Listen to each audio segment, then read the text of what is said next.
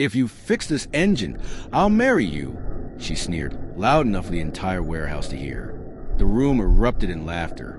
Cameras were already recording, catching every humiliating second. David didn't flinch. He simply looked at the broken prototype laid out in front of him, surrounded by whiteboards, wires, and the smirks of engineers who thought this was all a joke. What they didn't know was that David Jackson had already fixed things far more broken than this.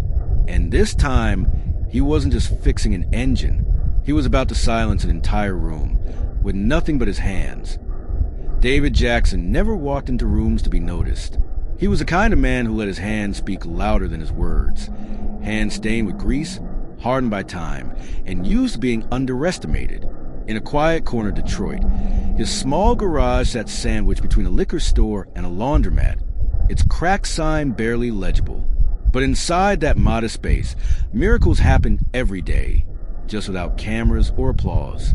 5 years ago, David lost his wife, Linda, in a car accident on a rainy November night. She had been his anchor, his calm, his reason to breathe.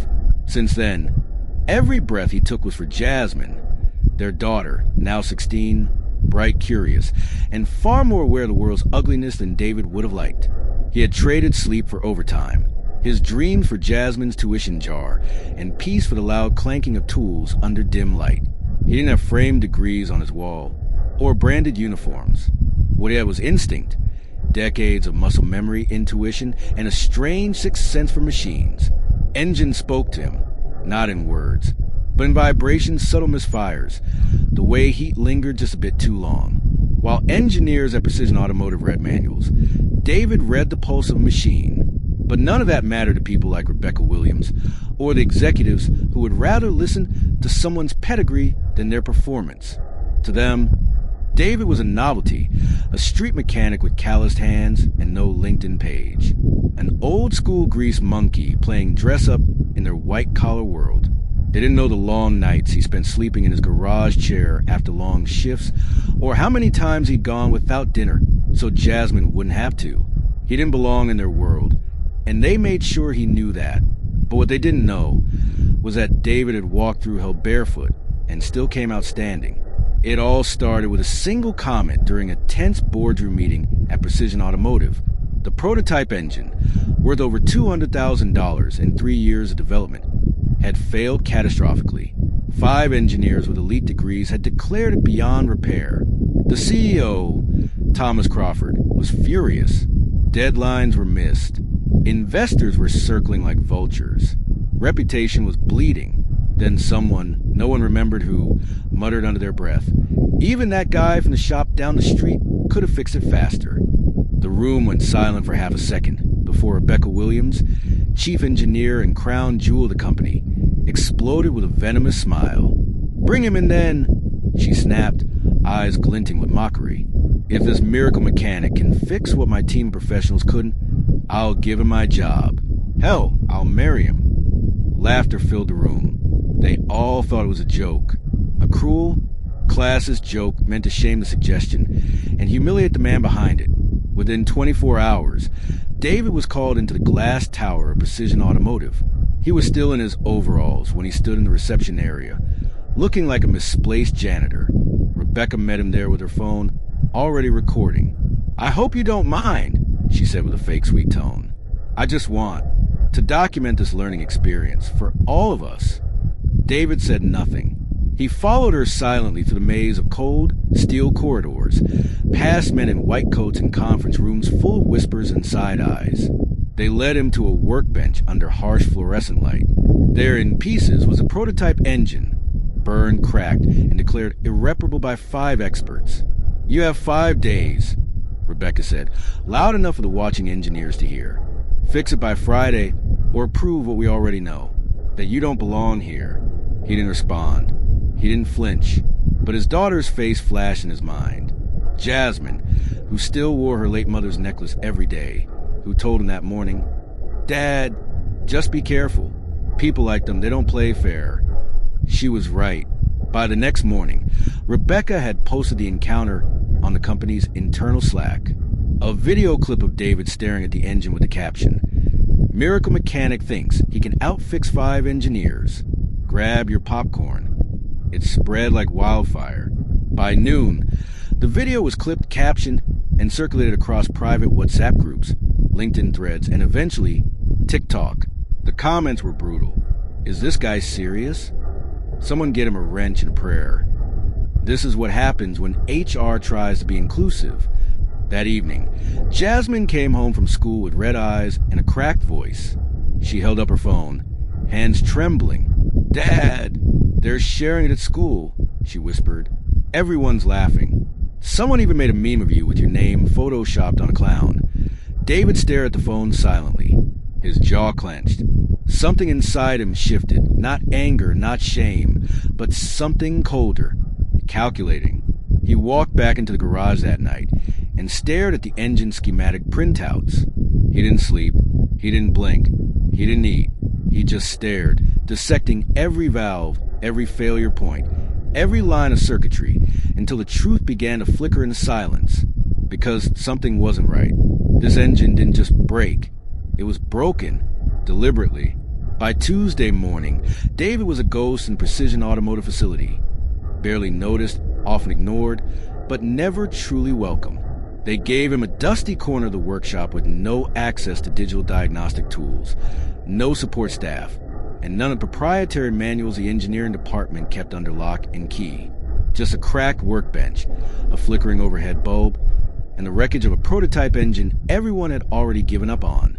He didn't complain. He didn't ask for help. He just got to work. He brought in his own tools, worn, old school, most of them older than some of the engineers mocking him behind his back.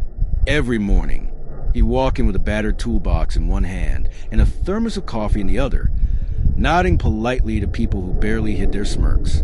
By the second day, the sarcasm started openly. "Maybe he's just here for free coffee," someone whispered. "He probably thinks carburetors are still a thing," another added, loud enough to echo. And still, David said nothing. He sat with the engine like a doctor with a patient in a coma, listening, tapping, measuring, while others worked in CAD programs and digital simulators. David trusted his instincts and ears. He wasn't trying to impress anyone. He was trying to understand the machine. On Wednesday, he found the first clue, a small sensor embedded near the cooling junction, burned out in a way that didn't align with the failure report. The damage wasn't accidental. It was precise, almost surgical. He took a photo and logged the anomaly, but he didn't tell anyone. Not yet. That evening, as he returned home, Jasmine was sitting at the kitchen table, headphones off, eyes puffy. "Dad," she said, her voice gentle but tired, "why are you letting them do this to you?" David poured a cup of water, sat across from her, and looked her in the eyes. "I'm not letting them do anything," he said quietly. "I'm watching, listening, letting them get comfortable. But everyone's laughing. They think you're just failing." He smiled, a small, almost invisible smile. Sometimes, when people laugh at you, they're showing you where they're weakest. Jasmine didn't fully understand, but she nodded anyway. She trusted him, the same way Linda once had. Back in Precision Workshop the next day, Rebecca didn't even hide her contempt anymore. She passed by with her phone in hand, recording little clips, zooming in on David while he bent over wires and diagrams. Day 3. Still trying to figure out what a capacitor does. She joked to her internal group chat, getting floods of laughing reactions. David heard her. He just didn't react, because by then he had already found the second and third pieces of evidence. 2 additional components sabotaged in identical ways. Too clean, too specific, too intentional. And the pattern was familiar. Someone wasn't just trying to cause failure. Someone was trying to frame failure, to discredit certain people, certain types of people. Quietly, David pulled out his old flip phone and began taking high-res photos of each faulty part. He called an old friend that evening, Samuel Torres, a retired mechanic who had worked at Precision for over 40 years. "I need your eyes on something," David said. By nightfall, Samuel was at David's garage, hunched over the photo prints. "This isn't random," Samuel muttered, tracing the burn pattern with his finger. "That's sabotage. I've seen this before, 15 years ago." back when someone inside the company was derailing projects to push through their own designs. David leaned back in his chair, face unreadable. And now they're doing it again. Looks like it, Samuel nodded grimly.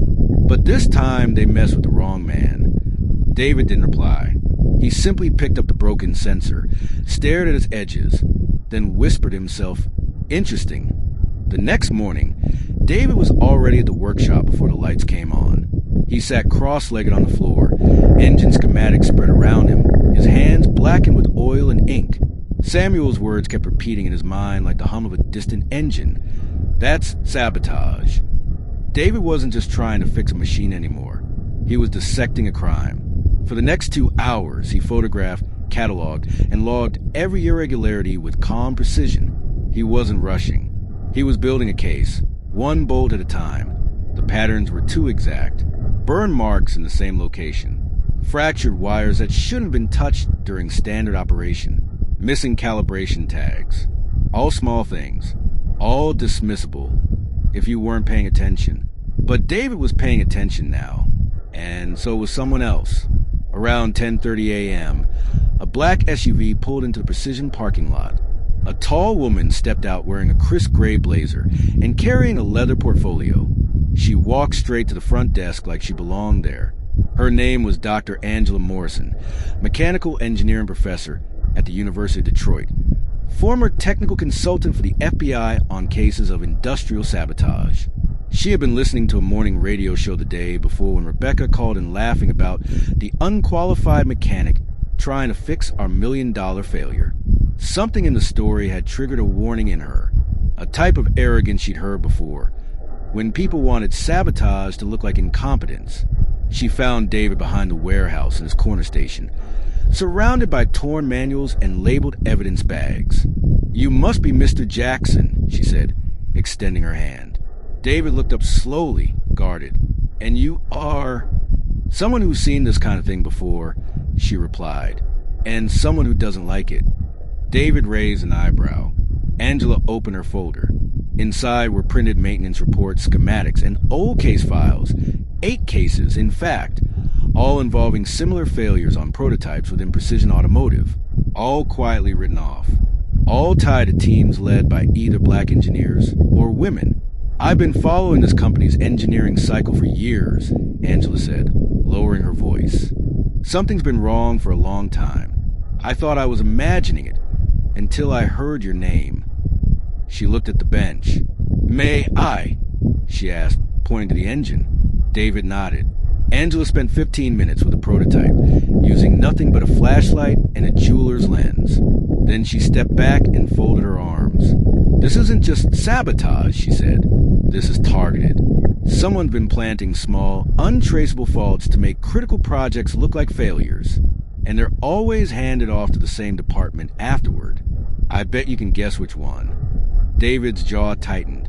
He didn't need to guess. "It's Rebecca," he said flatly. Angela gave a small, grim smile. "She's either doing it herself or protecting someone who is." David pulled out his photos, showed her the burn patterns, the mismatched resistor that shouldn't have been there, and a serial number scratched off by hand. Angela's eyes narrowed. "I've seen this same signature in a government case 3 years ago. Same methods, same arrogance. They want the failure to look natural, but they always leave fingerprints." David stared at the engine, silent. "What do you want to do with this?" she asked. He paused, then looked at her with fire in his eyes. "I want to show the whole damn building." Angela smiled. "Then let's make sure they can't deny a single detail." That evening, David, Angela, and Samuel sat together in David's small garage, printing documents, labeling evidence, compiling video clips, and preparing a presentation.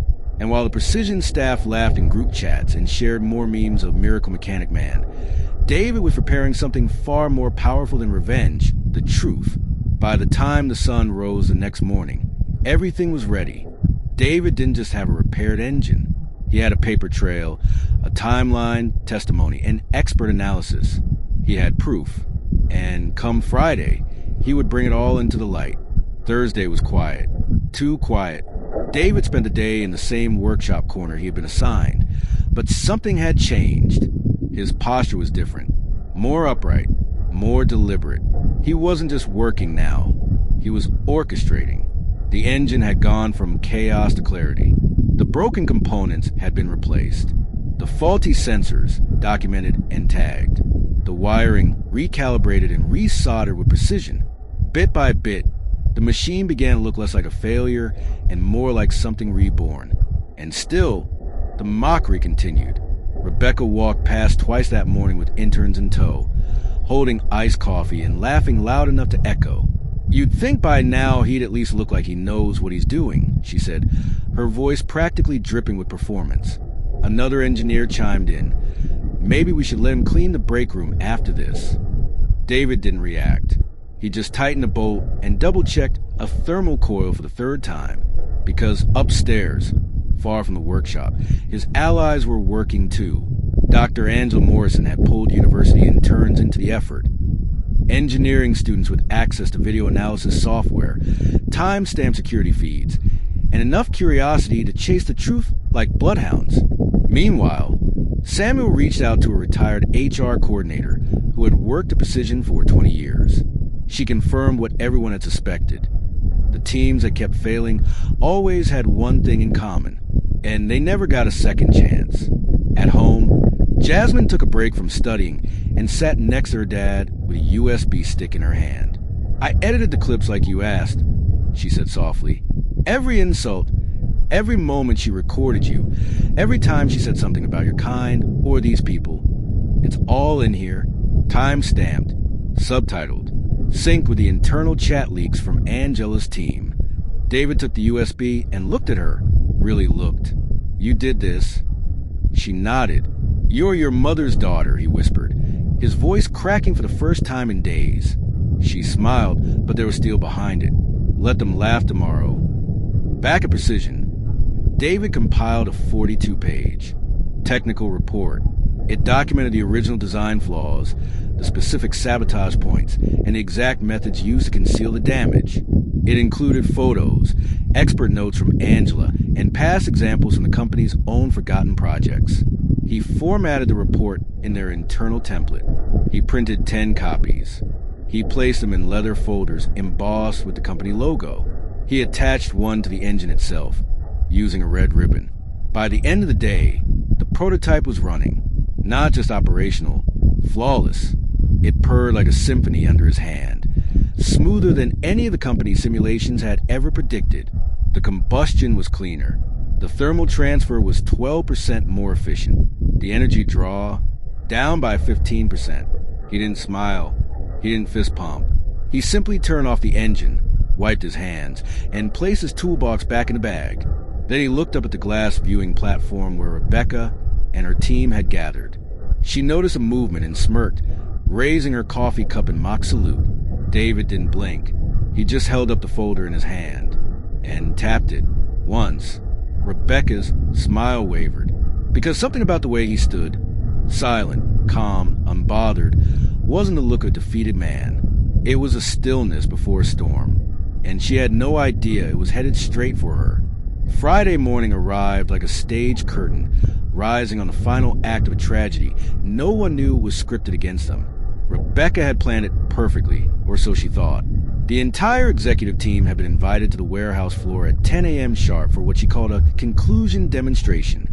Interns were assigned to record the moment. A mini stage had been set, and coffee stations were arranged along the back wall. Rebecca wore a sharp navy blazer and heels that echoed with every step, her voice smooth as she whispered the interns, "Be ready, this is going viral."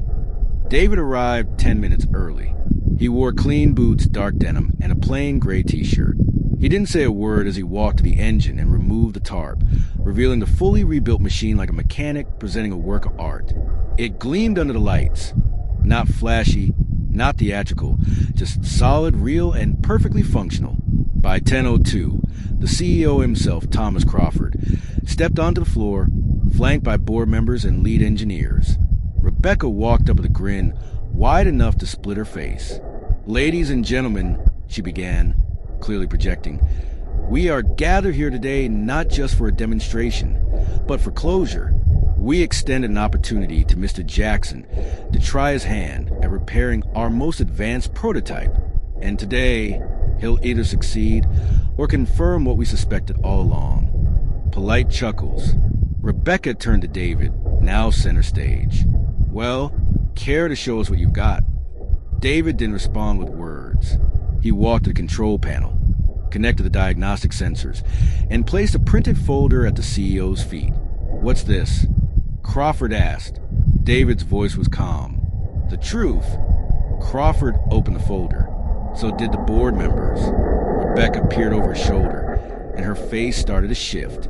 Inside were photographs of tampered components, burn patterns, time-stamped images, side-by-side comparisons with Rebecca's old projects, ones that had mysteriously failed.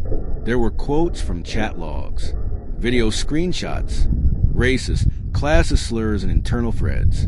One clip had Rebecca mocking David to her interns. Let him try. Watching him fail will be the highlight of my month. Another clip showed her laughing about how mistakes just happen when people without degrees start touching technology. And then Dr. Angela Morrison's signed statement, confirming that the sabotage was not only deliberate but methodical, identical to patterns she flagged in government-level industrial fraud cases.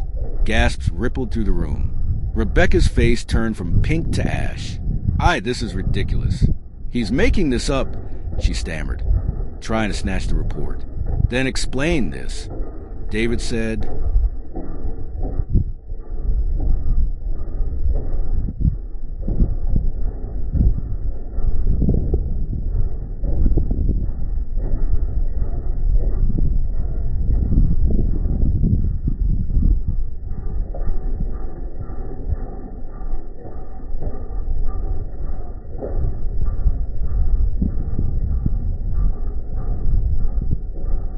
reaching into his bag.